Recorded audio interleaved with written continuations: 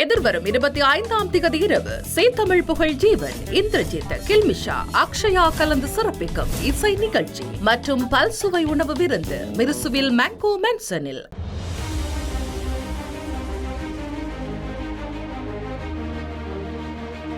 மிகவும் கண்டிக்கப்பட வேண்டிய ஒரு விடயம். தமிழ் மக்கள் கூட்டணி இந்த போலீசாருடைய அராஜகத்தை வன்மையாக கண்டிக்கின்றது.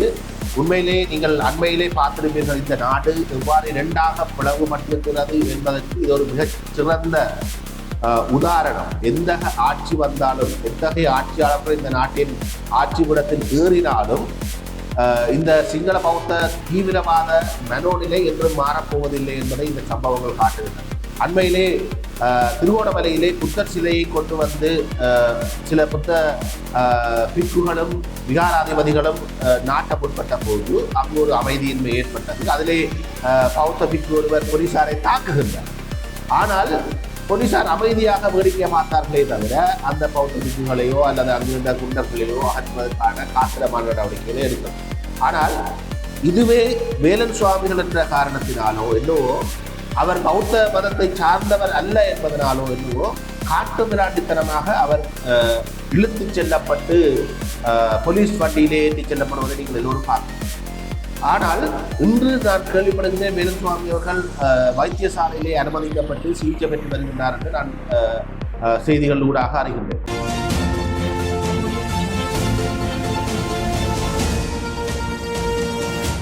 அனைவருக்கும் வணக்கம். நேற்றைய தினம் வலிகாமம் வடக்கு பிரதேச சபையினுடைய உறுப்பினர்களாலும் தையிட்டி பகுதியிலே தங்களுடைய காணிகளை பறிகொடுத்த பொதுமக்களாலும் ஏற்பாடு செய்யப்பட்டிருந்த அமைதி வழியிலான ஆர்ப்பாட்ட போராட்டத்திற்கு போலீசார் ஏற்படுத்திய இடையூறு காரணமாக ஒரு மிகப்பெரிய அமைதியின்மை அங்கு ஏற்பட்டிருந்தது நீங்கள் எல்லோரும் அறிவீர்கள்.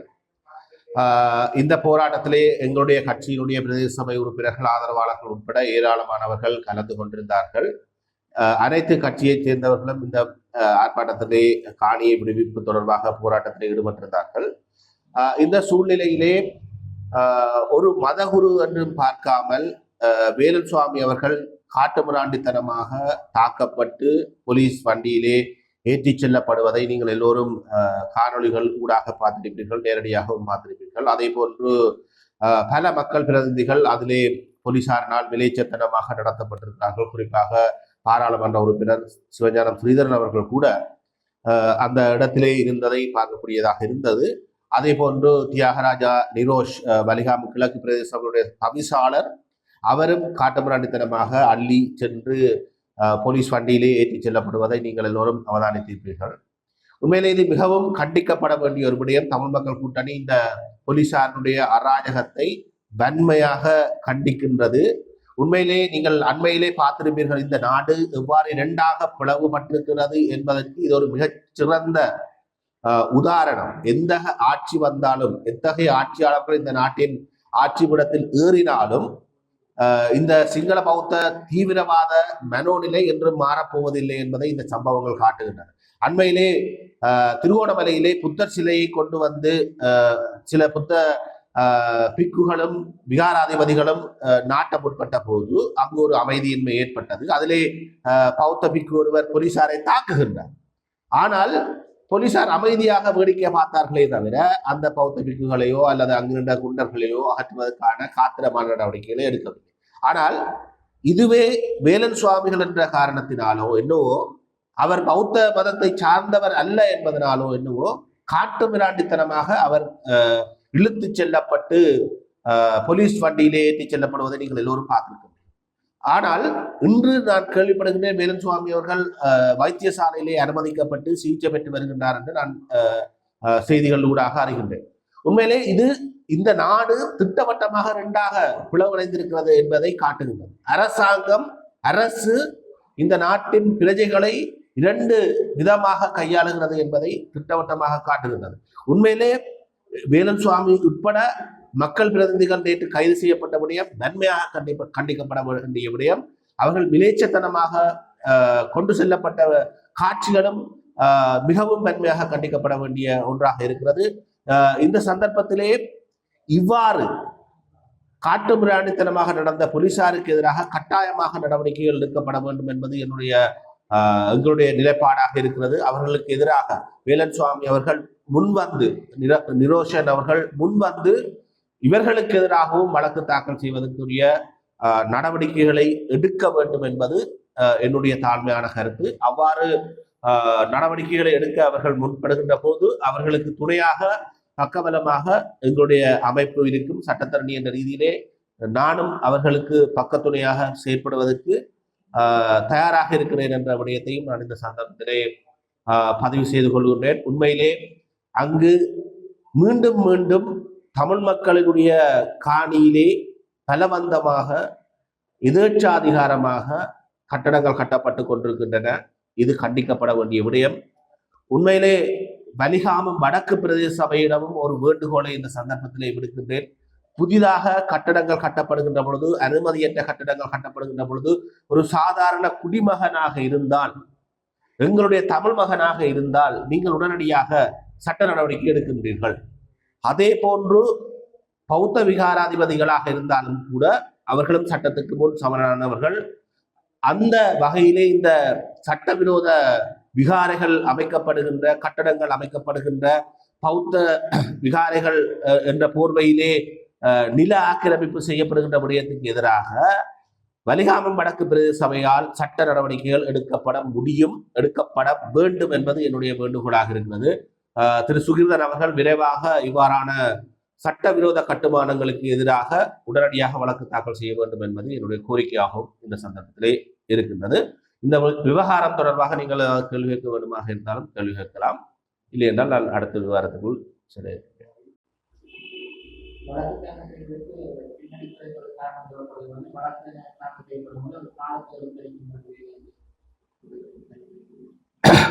காணி விடுவிப்பு தொடர்பான வழக்கு என்பது வேறு, அனுமதியற்ற கட்டடத்துக்கு எதிரான வழக்கு என்பது வேறு. இப்பொழுது அனுமதியற்ற வகையிலே தனியார் காணிகளிலே எதேச்சாதிகாரமாக கட்டப்படுகின்ற கட்டடங்களுக்கு எதிரான வழக்கை கட்டாயமாக தாக்கல் செய்ய வேண்டும். காலம் போகிறது என்பதற்காக எங்களுடைய பொதுமக்கள் கட்ட முடியுமா? அந்த பொதுமக்கள் கட்டுகின்ற கட்டுமானங்களை உள்ளூராட்சி மன்றங்கள் பார்த்திருக்கின்றனவா? ஏராளமான வழக்குகள் இன்று யாழ்ப்பாணத்தில் உள்ள நீதிமன்றங்களில் நடைபெறுகிறது. உள்ளூராட்சி மன்றங்களால் தாக்கல் செய்யப்படுகின்ற வழக்கு, அதாவது அனுமதியற்ற வகையிலே கட்டடங்கள் கட்டப்பட்டிருக்கின்றன என்று தாக்கல் செய்யப்படுகின்றன. அந்த வழக்கு காலம் போனாலும் போகாவிட்டாலும் உடனடியாக தடை செய்கின்ற உத்தரவை கூட அங்கே பெற்றுக்கொள்ள முடியும். உடனடியாக தடை செய்கின்ற உத்தரவுகளை கூட நாங்கள் நீதிமன்றத்திலே இடைக்கால கட்டளையாக பெற்றுக்கொள்ள முடியும் இந்த விவகாரத்திலே. ஆகவே விரைவாக நடவடிக்கை எடுக்க வேண்டும். இது இந்த யூடிஏ ஆக்டின் பிரகாரம் இது ஒரு நேரத்தை வீணடிக்கின்ற ஒரு சட்ட முறைமையாக அது இருக்கவில்லை என்பதை நான் இந்த சந்தர்ப்பத்திலே சொல்லிக் கொள்ளுகின்றேன். யூடிஏ ஆக்டினுடைய 28A பிரிவின் கீழ் விரைவாகவே இத்தகைய அனுமதியற்ற கட்டிடங்களை இடித்தகற்ற முடியும். அதற்கான அனுமதியை நீதிமன்றங்களிலே பெற்றுக்கொள்ள முடியும் என்பதை நான் இதில் சுட்டிக்காட்டுகின்றேன். அதே போன்று வழக்கு நடவடிக்கைகள், அதாவது காணி உரிமையாளர்களும் வழக்கை தாக்கல் செய்ய முடியும். இதிலே சில அரசியல் கட்சிகளால் காணி உரிமையாளர்கள் பிழையாக வழி நடத்தப்படுகிறார்கள் என்பதுதான் என்னுடைய கருத்தாக இருக்கிறது. காணி உரிமையாளர்கள் நிச்சயமாக வழக்கு தாக்கல் செய்ய வேண்டும். 2 அணுகுமுறைகளை நாங்கள் பின்பற்றுவதில் எந்த தடையும் கிடையாது. சாத்திக ரீதியாக தெருவிலே நின்று நாங்கள் எங்களுடைய காணி விடுவிக்கப்பட வேண்டும் என்று போராடுகின்ற அதே நேரம் சட்ட ரீதியாக எங்களுடைய காணிகளை விடுவிக்க சொல்லி நீதிமன்றத்துக்கு கூடாக நடவடிக்கை எடுப்பதில் எந்த தவறும் கிடையாது. ஒன்றுக்கொன்று முரணான விடயமும் கிடையாது. கட்டாயமாக செய்யப்பட வேண்டும். நீங்கள் அண்மையிலே பார்த்திருப்பீர்கள், கோப்பாய் போலீஸ் நிலையத்தை கூட யாழ்ப்பாணம் மாவட்ட நீதிமன்றத்தினால் போலீஸ் நிலையத்தில் இருந்த போலீசார் அகற்றப்பட்டு அந்த காணிகள் உரிமையாளர்களுக்கு விடுவிக்கப்பட்ட செய்தியை நீங்கள் அறிந்திருப்பீர்கள். ஆகவே நீதிமன்றங்களின் ஊடாக கட்டாயமாக நடவடிக்கை எடுக்கப்பட வேண்டும். அதே நேரம் அரசியல் ரீதியாகவும் போராட்டங்களை முன்னெடுக்கலாம், அதில் எது தவறும் இல்லை. அது காணி உரிமையாளர்களை பொறுத்தது. ஆனால் பிரதேச சபை அனுமதியற்ற கட்டடத்துக்கு எதிராக எடுக்கின்ற நடவடிக்கை என்பது காணி உரிமையாளர்களோடு சம்பந்தப்படாத ஒன்று. அந்த காணிகளிலே எங்கேயாவது அந்த பிரதேச சபையினுடைய எல்லைக்குள் எங்கேயாவது சீமந்தினாலே கட்டடம் ஒன்று பிரதேச சபையினுடைய அனுமதியின்றி கட்டப்படுமாக இருந்தால் உடனடியாக நடவடிக்கை எடுக்கப்பட முடியும். அதை நான் மீண்டும் வலியுறுத்துகிறேன். உட்பட பல பத்திரிகைகளிலே சில காலமாக ஒரு தகவல் வெளியாகி இருக்கிறது. அதாவது தமிழ் கட்சிகள் எல்லாம் ஒன்றிணைந்து செயற்படுவது என்று தீர்மானித்திருக்கின்றன என்றெல்லாம் தகவல்கள் வெளியாகி இருக்கின்றது. உண்மையில் தமிழ் கட்சிகள் எல்லாம் என்று சொல்வதை நாங்கள் ஏற்றுக்கொள்ளவில்லை. தமிழ் மக்கள் கூட்டணி தொடர்பிலே தமிழ் மக்கள் கூட்டணிக்கு எத்தகைய அழைப்பும் விடுக்கப்படவில்லை. அண்மையிலே நான் செய்தி ஒன்றிலே பார்த்தேன், தமிழரசு கட்சி அனைத்து தமிழ் கட்சிகளுக்கும் அழைப்பு விடுத்ததாகவும் அதிலே டிடிஎன்ஏ என்று சொல்லப்படுகின்ற அமைப்பு கட்சி தமிழரசு கட்சியோடு பேச்சுவார்த்தை நடத்துவதாகவும் இன்றைய பத்திரிகைகளை பார்த்திருக்கிறேன். எல்லா தமிழ் கட்சிகளும் இந்தியாவினுடைய வெளிவிவகார அமைச்சரை சந்திப்பதாகவும் அல்லது பல்வேறான கருத்துக்கள் இவ்வாறு வருகின்றன. ஆனால் இத்தகைய அனைத்து கட்சி கூட்டங்கள் தொடர்பாக இத்தகைய அழைப்பும் தமிழ் மக்கள் கூட்டணிக்கு விடுக்கப்படவில்லை. அதிலே எடுக்கப்படுகின்ற முடிவுகளுக்கும் தமிழ் மக்கள் கூட்டணிக்கும் எந்த சம்பந்தமும் கிடையாது. தமிழ் மக்கள் கூட்டணிக்கு இந்தியாவுடைய தூதுவரையோ அல்லது வெளிவிவகார அமைச்சரையோ சந்திப்பதற்கான அழைப்பு தமிழ் கட்சிகளிடமிருந்தும் பெறவில்லை, இந்திய தரப்பிடமிருந்தும் இதுவரை கிடைக்கப்பெறவில்லை. நாங்கள் தமிழ் மக்கள் கூட்டணி யாழ்ப்பாணத்திலே மாத்திரமல்ல, வடக்கிலே எல்லா இடங்களிலும் உள்ளூராட்சி மன்றங்களிலே பிரதிநிதித்துவத்தை வைத்திருக்கின்றவர்கள். நல்லூர் பிரதேச சபை எங்களுடைய கட்சியினுடைய ஆளுகைக்குள் இருக்கிறது. கார்நகர் பிரதேச சபையிலே எங்களுடைய உபதவிசாளர் இருக்கின்றார். இவ்வாறான நிலையில் வடக்கு மாகாணத்திலே பல்வேறு இடங்களிலும் பல்வேறு சபைகளிலும் எங்களுடைய பிரதிநிதிகள் இருக்கின்றார்கள். இந்த நிலையில் அனைத்து கட்சிகளும் செய்கின்றன, அனைத்து கட்சிகளும் ஒன்றாக சந்திக்கின்றன என்று ஒரு தவறான செய்தி திட்டமிட்டு பரப்பப்படுகிறது. தமிழ் மக்கள் கூட்டணிக்கு எத்தகைய அழைப்புகளும் எந்த இடத்திலிருந்தும் பெறவில்லை. எத்தகைய பேச்சுவார்த்தைகளுக்கும் தமிழரசு கட்சியோ அல்லது வேறு கட்சிகளோ அழைப்பு விடுக்கவில்லை. நாங்கள் இத்தகைய சந்திப்புகளில் பங்கு பெற்றவும் இல்லை என்பதை தமிழ் மக்கள் கூட்டணி இந்த சந்தர்ப்பத்திலே சுட்டி காட்டுவதற்கு விரும்புகிறது. அதையும் நான் தெளிவாக இந்த சந்தர்ப்பத்திலே அனைவருக்கும் பதிவு செய்ய வேண்டும். இன்னும் ஒரு விடயத்தையும் நான் சொல்ல வேண்டும். டிடிஎன்ஏ என்கின்ற ஒரு அமைப்பு செயல்படுகின்ற விதம் உங்களுக்கு தெரியும். அவர்கள் இருந்த இடத்திலேயே கட்சி தாவக்கூடிய ஒரு சிறப்பான அம்சத்தை கொண்டிருக்கிற ஒரு கொள்கையற்ற ஒரு அமைப்பாக இருக்கிறது. இந்த அமைப்போடு பேச்சுவார்த்தை நடத்துவது என்பதை தமிழ் மக்கள் கூட்டணி இப்போதைக்கு எண்ணி பார்க்க போவதில்லை. இது தொடர்பாக நாங்கள் மிக தீவிரமாக கட்சிக்குள் நாங்கள் சிந்திப்பதற்கு தயாராக இருக்கிறோம். என்றால் இன்றைக்கு எந்த இடத்தில் இருக்கிறது, யாரோடு கூட்டமைத்திருக்கிறது என்பது அவர்களுக்கும் தெரியாது. அவர்கள் இன்று என்பிபியோடு கூட்டமைப்பார்கள், ஆட்சி அமைப்பார்கள். மன்னார்ல உங்களுக்கு தெரியும், டிடிஎன்ஏ என்பிபியோடு கூட்டமைத்து ஆட்சி அமைத்தது. என்பிபியோடு மட்டுமல்ல, ரிஷாட் பதவிக்கு மன்னார் பிரதேச சபையை தாரை வார்த்தது என்பிபி டிடிஎன்ஏ.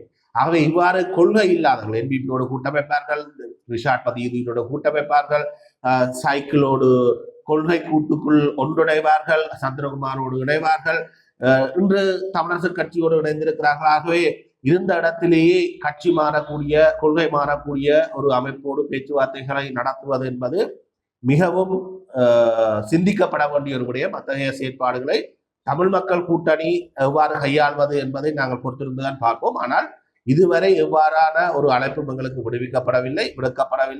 அதை பற்றி நாங்கள் பரிசீலிக்கவும் இல்லை. தமிழ் மக்கள் கூட்டணியும் இந்த கூட்டங்களில் பங்கு பெற்றுகிறது என்ற ஒரு தவறான வதந்தி தொடர்ச்சியாக பரப்பப்படுவதை நாங்கள் முற்றாக மறுக்கிறோம். நாங்கள் பங்கு பெற்றவில்லை என்பதை நாங்கள் தெளிவாக சொல்லிக் கொள்வோம்.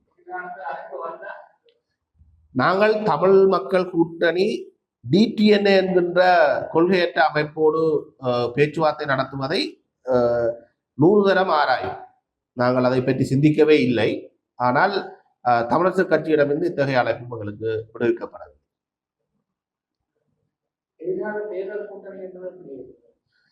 தமிழ் மக்கள் கூட்டணியுடைய மாகாண சபை தேர்தல் வியூகங்கள் தொடர்பாக இன்னும் நாங்கள் உறுதியான முடிவுகள் எதனையும் நாங்கள் எடுக்கவில்லை. அது தொடர்பாக நாங்கள் சிந்தித்துக் கொண்டிருக்கின்றோம்.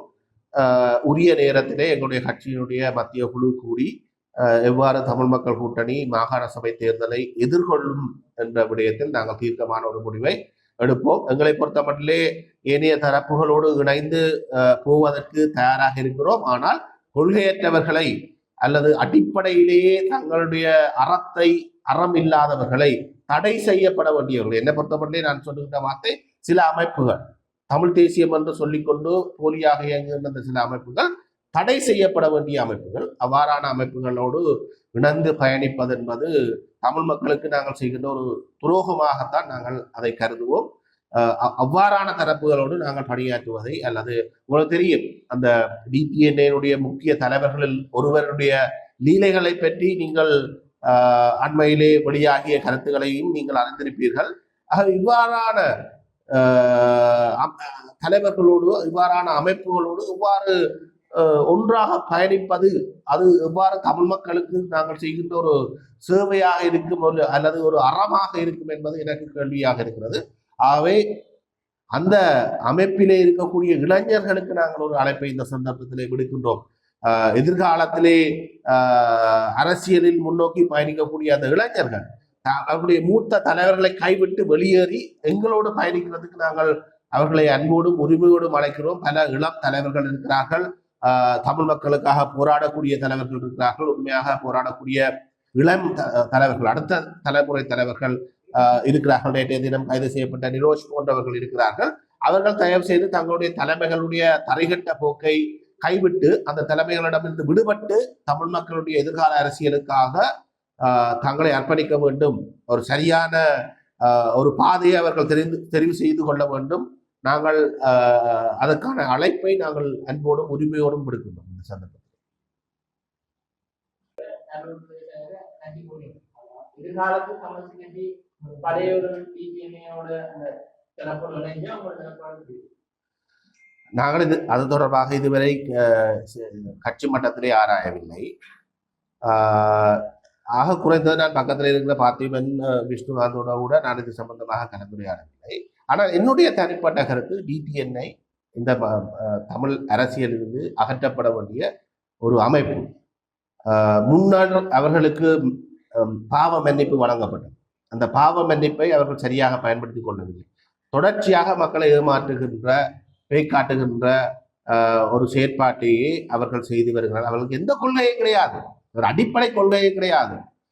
உங்களுக்கு தெரியும், ஜனாதிபதி தேர்தலே ஒன்றாக வந்தார்கள், பின்னர் சங்கத்தையும் கொண்டு ஓடினார்கள். அதில் எட்டப்பட்ட முடிவு சங்கு சின்னத்தை பேர்ந்து எந்த தரப்பும் தனித்து பயன்படுத்தக்கூடாது. ஆனால் சங்கிலே போட்டியிட்டால் படு வெற்றி அடையலாம் என்ற நப்பாசையில் ஓடியவர்களுக்கு 22,000 வாக்குகள் மட்டுமே விழுந்தது. அதை அவர்கள் இன்னும் புரிந்து கொள்ளாமல் உடனடியாக தேர்தலில், உள்ளூராட்சி மன்ற தேர்தலில் தனித்து போட்டியிட்டார்கள். பின்னர் கயந்திரகுமார் பொன்னம்பலத்தோடு கொள்கை கூட்டுக்குள் போனார்கள், சந்திரகுமாரோடு கொள்கை கூட்டுக்குள் போனார்கள். இந்த கொள்கைவாதிகள் இன்று தமிழரசு கட்சியோடு போய் கயந்திரகுமார் பொன்னம்பலம் அவர்களுக்கு பாதுகாட்டிலே எதிர்த்து வாக்களித்துக் கொண்டிருக்கிறார். கயந்திரகுமார் பொன்னம்பலம் அவருடைய கொள்கை கூட்டு எங்கே என்று நீங்கள் கேட்க வேண்டும். ஆட்சி அமைப்பதற்கு ஒன்றாக போனவர்கள் ஆட்சி அமைத்த பின்னர் வந்த பாதுகாடுகளிலே எதிர்த்து வாக்களிக்கிறார்கள், தமிழரசு கட்சியோடு சேர்ந்திருக்கிறார்கள். ஆகவே டிடிஎன்ஏக்கு என்ன கொள்கை இருக்கிறது என்று நீங்கள் சொல்லுங்கள். ஆக இந்த அமைப்போடு நாங்கள் அதைவிட உயிர் பறிப்புகளோடு கூட அதனுடைய தலைவர்கள் சம்பந்தப்படுகின்ற ஒரு நிலைமையையும் நீங்கள் பார்த்திருப்பீர்கள். அந்த அமைப்புகளுக்கு உள்ளே கூட, டெலோ அமைப்புக்கு உள்ளே கூட இது ஒரு விஸ்வரூபமான விவகாரமாக மாறி இருப்பதாக பத்திரிகைகளிலே நாங்கள் பார்த்திருக்கிறேன். ஆகவே இவ்வாறான தலைவர்களோடு நாங்கள் பேச்சுவார்த்தை நடத்துவது அறமல்ல என்பது என்னுடைய தனிப்பட்ட கருத்து. இது தொடர்பாக கட்சிக்குள் இத்தகைய விவாதங்களும் நடத்தப்படவில்லை. ஏன் தமிழரசு கட்சி இத்தகைய அமைப்போடு சேர்ந்து தன்னுடைய பெயரையும் மிக மோசமாக கெடுத்துக் கொள்ளுகிறது என்று எனக்கு தெரியவில்லை.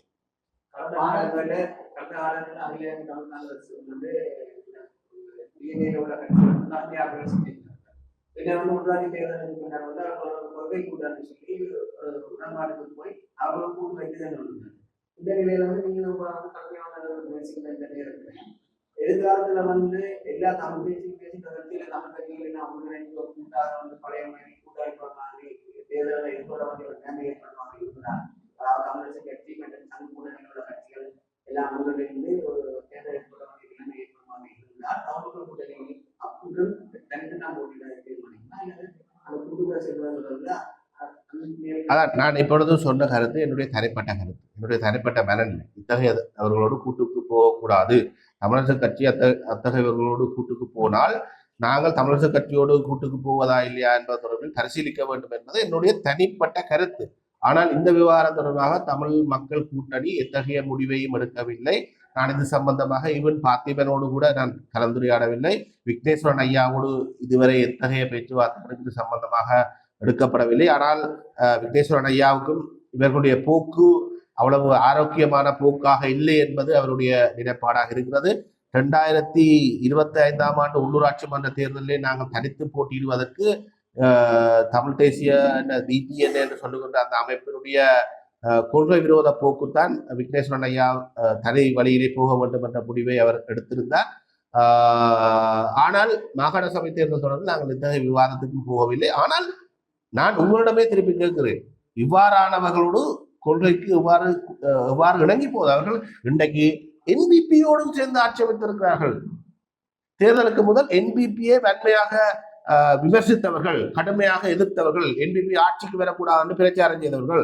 அடுத்த நாள் மாந்தை கிழக்கிலே NBP, மாந்தை மேற்கிலே NBP உபதவிசாளர் யாரால்? DTN யார்?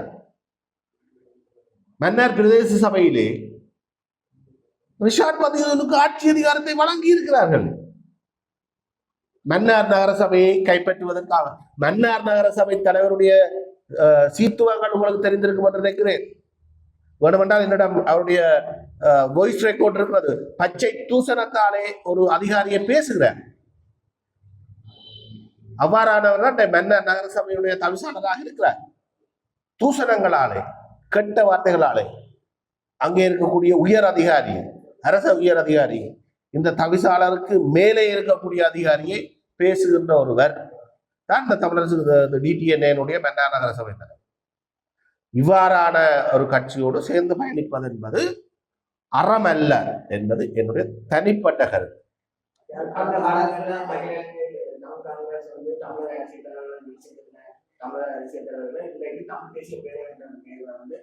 பெரும்பாலும் அகில தமிழகத்திற்கு தமிழ் தேசிய மக்கள்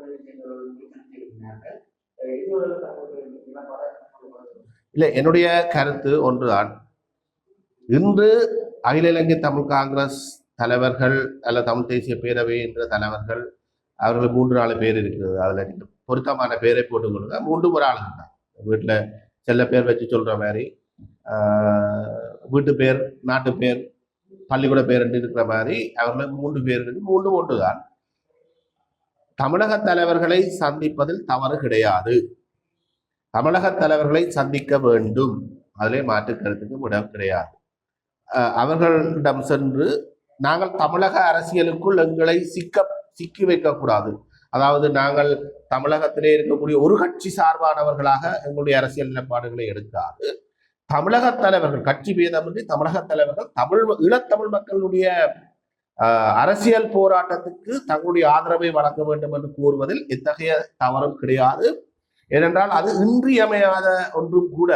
எங்களுடைய உரிமை போராட்டத்துக்கு தாய் தமிழகம் குரல் கொடுப்பது என்பது கட்டாய தேவை. ஆகவே கயந்திரகுமார் பொன்னம்பலமும் அவருடைய அமைப்பும் சென்று தமிழக தலைவர்களை சந்திப்பதில் தவறில்லை என்பது என்னுடைய கருத்து. ஆனால் கடந்த காலங்களில் ஏன் விமர்சித்தார்கள் என்பது அதாவது கயந்திரகுமார் பொன்னம்பலத்துக்கு தான் நீங்கள் கேட்கணும். ஏனப்பா முந்தி விமர்சிச்சுட்டு இப்ப போனீங்கன்னு.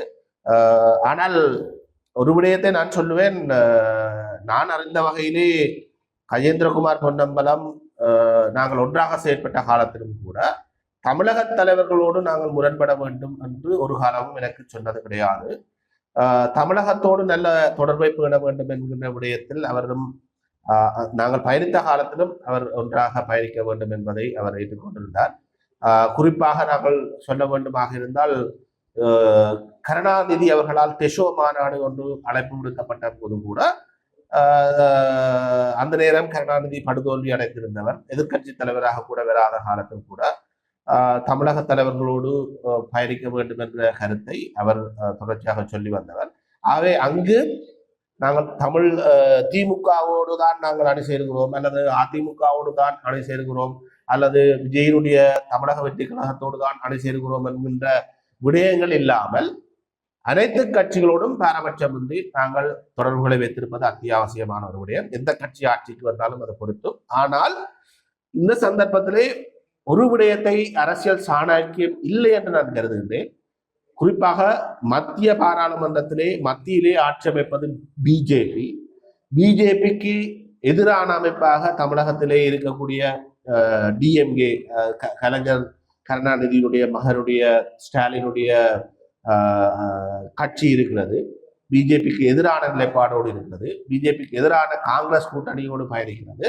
இந்த சந்தர்ப்பத்திலே தமிழக அரசால் மத்திய அரசுக்கு அழுத்தங்களை கொடுக்க முடியாத ஒரு சூழல் தான் இருக்கிறது. அந்த வகையிலே தமிழக அரசு மத்தியிலே ஆட்சியில் இருக்கக்கூடிய பிஜேபி தான் வெளிவிவகாரங்களை கையாளக்கூடிய ஒரு அமைப்பு, கட்சி. இந்தியாவுடைய கொள்கை முடிவுகளை எடுக்கக்கூடிய கட்சியாக இன்று இருப்பது பிஜேபி. ஆகவே பிஜேபிக்கு எதிரான திமுகவோடு பேச்சுவார்த்தை நடத்துவது சில வழிகளிலே பிஜேபியோடு பகையை ஏற்படுத்தக்கூடிய விடயமாக கூட இருக்கலாம். ஆனால் நிச்சயமாக மத்திய அரசாங்கத்தோடு பிஜேபியுடனும் எங்களுடைய தலைவர்கள் பேச்சுவார்த்தைகளை நடத்துவதுதான் பொருத்தமானது என்று நான் கருதுகிறேன். அனைத்து தரப்பும் அதை செய்ய வேண்டும். ஈழத்தமிழ் மக்களுடைய உரிமைக்காக போராடுகின்ற அனைத்து தரப்பும் பேச்சுவார்த்தைகளில் ஈடுபடுவது தவறானதாக நான் கருதுகிறேன்.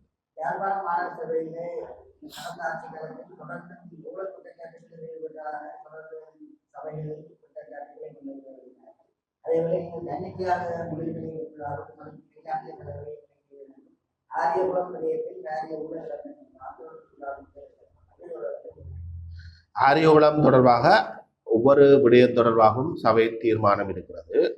சபை தீர்மானத்தை நான் உங்களுக்கு காட்ட முடியும். எந்த ஒரு விடயத்திலும் நான் தன்னிச்சையாக முடிவெடுக்கவில்லை. எல்லா தீர்மானங்களும் சபை தீர்மானங்களாக இருக்கிறது. அந்த தீர்மானத்தின் பிரதி என்னிடமும் தனிப்பட்ட ரீதியில் இருக்கிறது. என்றால் அதை ஒழித்து வைப்பார்கள். எனக்கு தெரியும் மாநகர சபையில என்ன நடக்கும் என்று தீர்மானத்தை கொண்டே ஒழித்து வைத்து விடுவார்கள் அல்லது மாற்றி எழுதி வைப்பார்கள். ஆனால் அதனுடைய பிரதி, அன்றைய நேரம் வெளியிடப்பட்ட பிரதிகள் எல்லாம் என்னிடம் பத்திரமாக இருக்கிறது. ஆகவே இவர்கள் நான் ஊழல் செய்திருந்தால், ஆரியகுளத்தை கட்டியது காசை செலவழித்தது தியாகி அறக்கூட, அதுல என்ன ஊழல்? மாநகர சபையிலிருந்து 1% செலவழிக்கப்படுங்க. இந்த குற்றச்சாட்டை நான் காசு களவெடுத்துட்டேன்னா அந்த குற்றச்சாட்டை முன்வைக்க வேண்டிய தியாகியா தான் இருக்கும். ஏன்னா அவற்ற காசை தான் நான் களவெடுத்துருக்கேன். ஆனா தியாகி இதுவரை அப்படியான ஒரு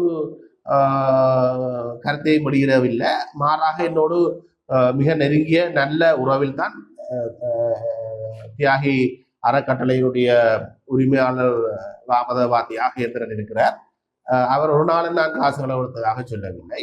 ஆகவே இத்தகைய பண்பல் குற்றச்சாட்டுகளை நான் எதிர்கொள்வதற்கு தயாராக இருக்கிறது. இது அரசியல் காழ்ப்புணர்ச்சியினாலே செய்யப்படுகின்ற விடயங்களாக கூட இருக்கலாம். உங்களுக்கு தெரியும், ஆரியகுலத்தை துப்புரவாக்குகின்ற பொழுது, அதை திருத்துகின்ற பொழுது மக்கள் மத்தியிலே மிகப்பெரிய வரவேற்பு ஏற்பட்டது.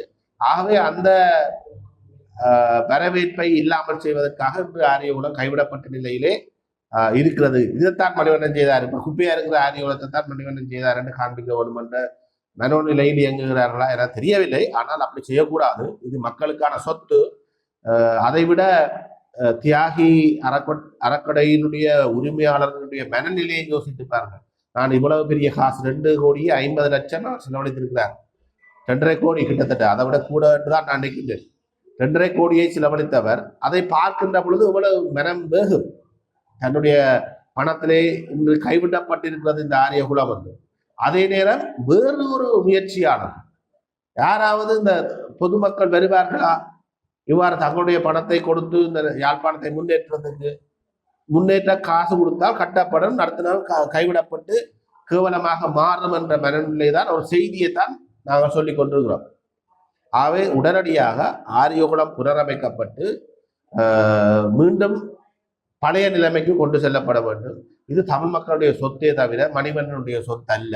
இதை கைவிட்டு விட்டால் மணிவண்ணனுக்கு எப்படி நாங்கள் செஞ்சிட்டோம் என்று சொல்ல முடியாது. இது தமிழ் மக்களுக்காக செய்யப்பட்டது. அதை விட ஆரியகுலத்தை கைவிடுவது அல்லது குப்பையாக வைத்திருப்பது என்று பார்ப்பதற்கு முதல் அதிலே நான் வைத்திருக்கிற கல்வெட்டை போய் பாருங்கள். நீங்கள் தமிழ் மக்கள் மீது நல்ல அபிப்பிராயம் இருப்பவர்களாக இருந்தால் அதில் இருக்கக்கூடிய கல்வெட்டை பாருங்கள். கல்வெட்டிலே சொல்லியிருக்க விடயத்தை பாருங்கள். எங்களுடைய நல்லூர் ராசதானியுடைய மிக பெரிய ஒரு சொத்தான இந்த ஆரியகுலத்தை நாங்கள் புனரமைத்திருக்கிறோம். ஆரிய சக்கரவர்த்திகளால் கட்டப்பட்ட குலம்தான் அது என்கின்ற வரலாற்றை, அது ஒரு மரபுரிமை சின்னம் என்பதை நான் பறைசாற்றி அதிலே கல்வெட்டாக பதித்திருக்கிறேன். 3 மொழிகளிலும் பதித்திருக்கின்றோம். ஆகவே இதை புரிந்து கொண்டவர்கள் ஆரிய குலத்தை பேணி பாதுகாக்க நடவடிக்கை எடுக்க வேண்டும். அதுதான் என்னுடைய பொருள்.